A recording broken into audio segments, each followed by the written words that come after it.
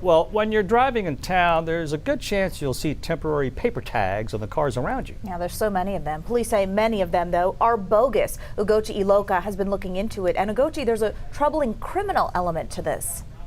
We're talking about suspects in these crimes hiding behind these tags and people making big bucks selling these fraudulent plates.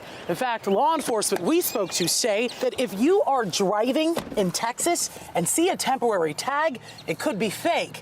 And Texas is a big hotbed for this problem. A New Orleans cop visiting Houston was shot and killed in the Galleria area in August. The getaway car police needed to find had temporary tags.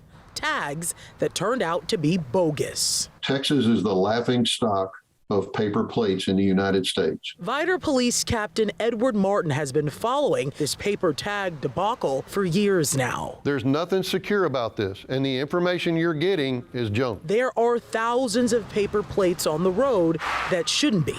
DMV loopholes have allowed fake car dealerships to print and sell them on top of paper plates that are forged. Sergeant Tracy Hicks with the Houston Police Auto Crimes Task Force says about 40% of the stolen cars they get into this impound lot come in with bogus tags. This is a $100,000 truck, brand spanking new.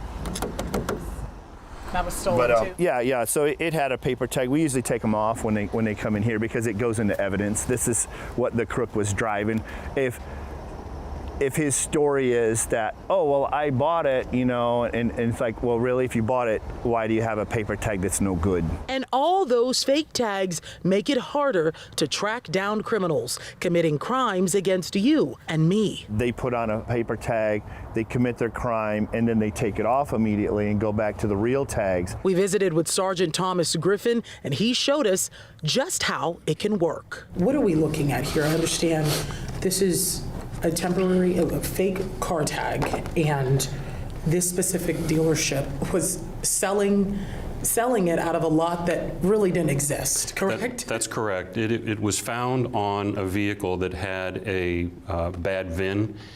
It also had a bad Mylar sticker inside the door, so it was a stolen vehicle, but was being driven around with a fake paper dealer tag issued by Casnell's Auto Sales. We went to find Casnell's Auto Sales on Lockwood Drive, and we did not find their place of business there. According to the DMV, Casnell's licenses were revoked November 8th, 2021 for the misuse of temporary tags and for failing to meet the requirements of an established and permanent place of business. It issued more than 7,800 buyers temporary tags in less than a week on or about August 26th of 2021 to on or about August 30th of 2021. Sergeant Tracy Hicks says that's impossible. We've seen a lot of quote unquote, car dealerships that don't really even have a car lot that are selling thousands of these. CTC Financial, a sister company of Coast to Coast Motors, is suing Casnell's, and they have not been able to find them either. No, we have not been able to track the Casnell's down. Yeah, we tried to find Casnell's place of business. We even tried tracking them down by phone, but we're not successful. Tonight at 5.